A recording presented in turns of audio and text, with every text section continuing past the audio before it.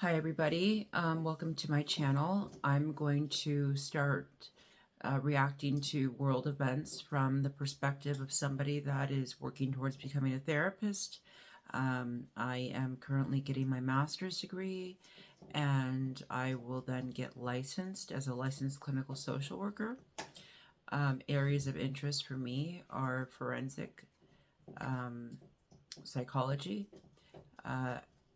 However, in practice, I will probably work with a lot of people that are not criminals, so to speak, but that doesn't preclude me from still commenting and analyzing them. And I wanted to cover this topic because I have seen a lot of misinformation online purporting that Chris Watts is a psychopath or a sociopath, and otherwise known as antisocial personality disorder. Those terms are both used interchangeably, and the truth is, what sets Chris Watts apart and what fascinates so many experts about him is the fact that he's not a sociopath. He has never presented with sociopathic tendencies in his life prior to the unthinkable events that transpired when he murdered or annihilated his family. And he also, there is speculation that he possibly has covert narcissism, which is, a more insecure form of narcissism. But I think the people that speculate that he has a dependent personality disorder are correct.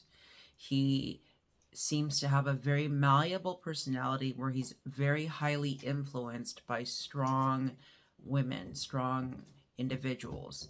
And I don't want to say he thrives under that influence, but it's almost like he needs the guidance or he needs somebody to administer over his life. He himself, while he's capable of conducting his life without, with agency, he also really does need the input and rules, if you will, imposed on him from a female. And this is evidenced by his interactions with Shannon and also his interactions with Nichol Kessinger. The latter, I believe, I would love to do a psych evaluation on her or see a psych evaluation on her. I believe that she may have antisocial personality disorder tendencies.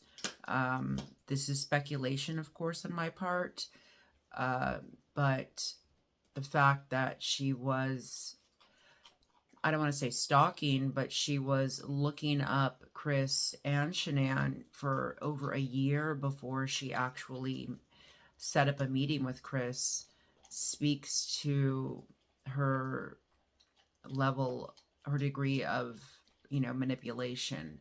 And more importantly, she also studied on Facebook the interests that Chris had. And so she mirrored those interests when she met him, pretending to have the same interests as him, being outdoorsy, being into cars and such. So I'd like to dispel some misinformation. Chris is not a psychopath. He's not a sociopath. And, it's crazy to say this, but I do have a degree of empathy for him. I am not, nuts, and I wouldn't write him in prison, certainly. I don't have that kind of empathy.